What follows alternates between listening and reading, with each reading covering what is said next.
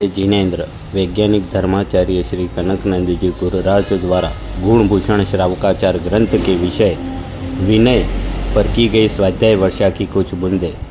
धर्म के अनेक सोपानों में से प्रथम सोपान है विनय। सोपान अर्थात सीढ़ी। किसी भी घर में प्रवेश के लिए सर्वप्रथम सीढ़ी पर चढ़ना होता है, उसके बाद ही घर में प्रवेश संभव हो पाता है। उसी तरह धर्म की शरण में जाने के लिए सबसे पहले विनय रूपी सीढ़ी पर आरूढ़ होना पड़ता है। किंतु प्रत्येक सोपान पर चढ़ने के लिए भाव महत्वपूर्ण है। जैसे कोई भी पाषाण की सीढ़ी को बनाने के लिए रेत, ईंट, पत्थर, सीमेंट सब कुछ है, किंतु यदि पानी नहीं है तो क्या वहाँ जड़ाई के लिए माल तैयार हो सकता है? नहीं। क्या बिना पानी के रेत, सीमेंट मिलकर पाषाण को ज्वाइन कर सकते हैं? क्या नहीं। ठीक उसी तरह शुभ भाव के बिना विनय भी संभव नहीं। जब तक भाव नहीं होंगे तब तक विनय नहीं हो सकता। जैसे कोई भी पशु, पक्षी, मनुष्य बिना ऑक्सीजन, बिना पानी या बिना खून के जिंदा नहीं रह सकते। कोई मनुष्य आलीशान घर में मस्त कपड़ों में ठाट बाट से बैठा रहे, किंतु ऑक्सीजन, पानी नहीं, तो क्या जिंदा रहना संभव है? नहीं। उसी तरह भाव बिना विनय भी संभव नहीं है। भाव जो है वह हमारा शरीर नहीं है, न ही हमारा इंद्रिय है, न ही हमारा मस्तिष्क है और न ही मन है, अपितु वह तो संपूर्ण आत्मा है। जैसे हमें प्यास लगती है तो भले हम मुख से पानी पीते हैं, किंतु क्या उससे सिर्फ मुख की प्यास बुझती है? क्या नहीं, बल्कि संपूर्ण शरीर की प्यास बुझती है। जब हम सांस लेते हैं तो क्या सिर्फ नाक को ही प्राण शक्ति मिलती है? क्या नहीं, बल्कि संपूर्ण शरीर को प्राण शक्ति मिलती है। हमारा हृदय जब पंपिंग करता है तो वह दूषित खून को फिल्टर करके धमनियों के माध्यम से संपूर्ण अंगों तक रक्त शक्ति पहुंचाता है। एक विशाल वृक्ष की जड़ों में पानी डालने से उस विशाल वृक्ष की लाखों शाखा प्रशाखा तक वह जलकण पहुंचता है। ठीक उसी तरह भावों से किया गया विनय, श्रद्धा या पुण्य कर्म हमारे संपूर्ण आत्म प्रदेश तक जोड़ता है, जो हमारे इस भव से पर भव तक आत्मकल्याण में मुख्य स्तोत्र बनता है। शुभ भाव से कर्म की निर्जरा होती है। भाव बिना विनय संभव नहीं। जैसे रावण ने सीता को पाने के लिए उनसे जो खूब सारी याचना की, वह विनय नहीं।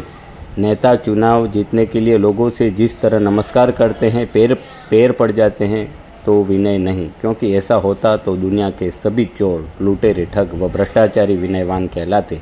ठीक इसके विपरीत जब कोई अत्यंत क्रोध या तनाव में हो तब उसका संपूर्ण शरीर लाल या कपकपाता है, उसका प्रभाव पूरे शरीर पर पड़ता है। ठीक उसी तरह बुरे विचारों, आडंबर व कुप्रभावों का प्रभाव उसकी आत्मा से होकर आत्मपतन तक होता है, पाप कर्म का बंध होता है। इसलिए धर्म की प्रत्येक क्रिया में भाव महत्वपूर्ण है। भाव शुभ है तो ही क्रिया सार्थक व पुण्यदायी है, अन्यथा आडंबर, दिखावा व प्रदर्शन मात्र है। गुरुदेव ने आगे बताया कि विनय से ही विद्या, पुण्य, कीर्ति, स्वर्ग, मोक्ष तक मिलता है।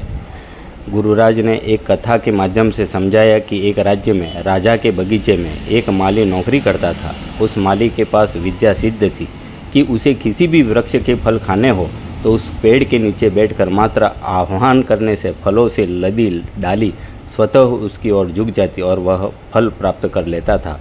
यह विषय राजा को ज्ञात हुआ तो उसने माली को राज दरबार में बुलाया और कहा कि तुम यह विद्या मुझे दो, मैं इसका आनंद लेना चाहता हूँ।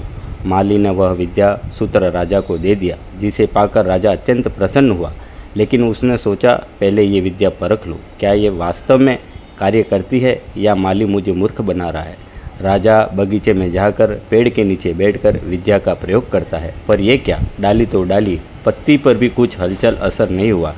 राजा उस माली पर मन ही मन बहुत क्रोधित हुआ।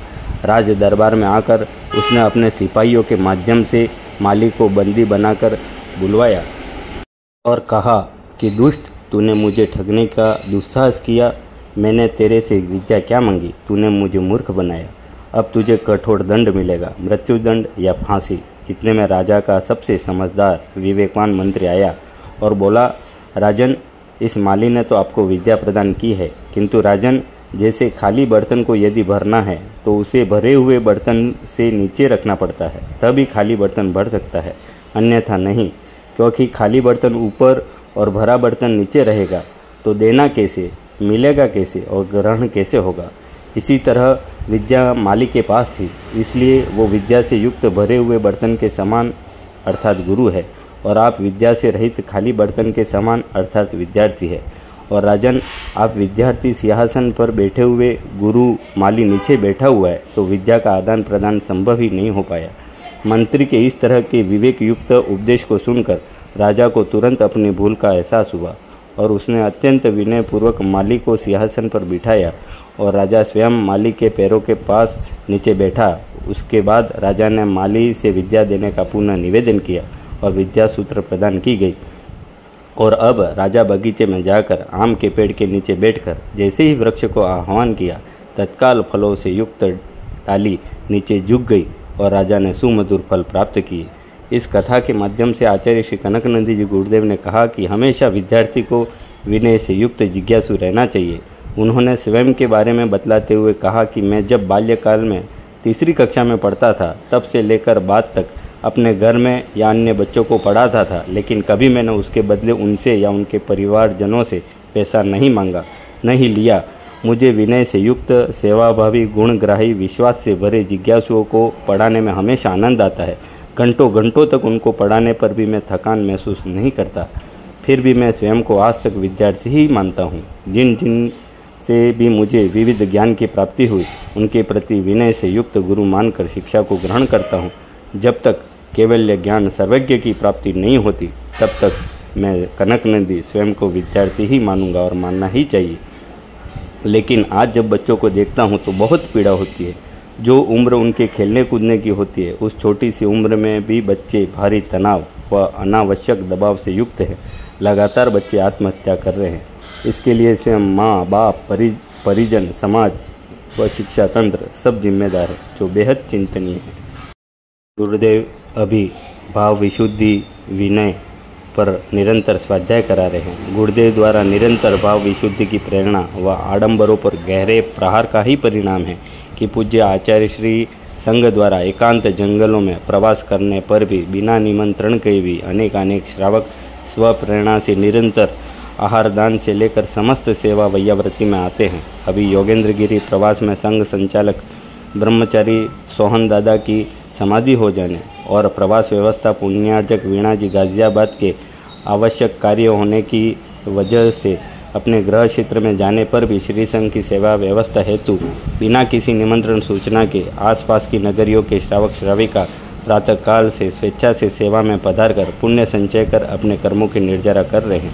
ऐसा लगता है जैसे 2300 वर्ष पूर्व एकांत जंगल क्षेत्र श्रवण बेलगोला में, जहाँ समीपस्थ कोई श्रावकों का घर या नगर नहीं था, ऐसे में वहाँ चंद्रगुप्त महामुनि की सेवा में देवताओं ने स्वप्रेरणा से श्रावकों की नगरी बनाकर सेवा अर्पण की थी। ठीक उसी तरह यहाँ एकांत योगेंद्रगिरी में भी देवतुल्य श्रावक श्राविका आकर निस्वार्थ स्वकल्याण हेतु आचार्य श्री संघ की सेवा में आ जाते हैं, जो श्रेष्ठ विनय, श्रेष्ठ भक्ति, श्रेष्ठ गुरु पूजा सेवा की सर्वश्रेष्ठ मिसाल है। मैं अपनी अल्प बुद्धि से आचार्य श्री कनकनंदी जी गुरुराज के द्वारा महासमुद्र के समान स्वाध्याय जैसी वाणी में से एक ड्रॉप समान बूंद प्रेषित कर पाया हूँ। जय जिनेन्द्र। नमोस्तु गुरुदेव।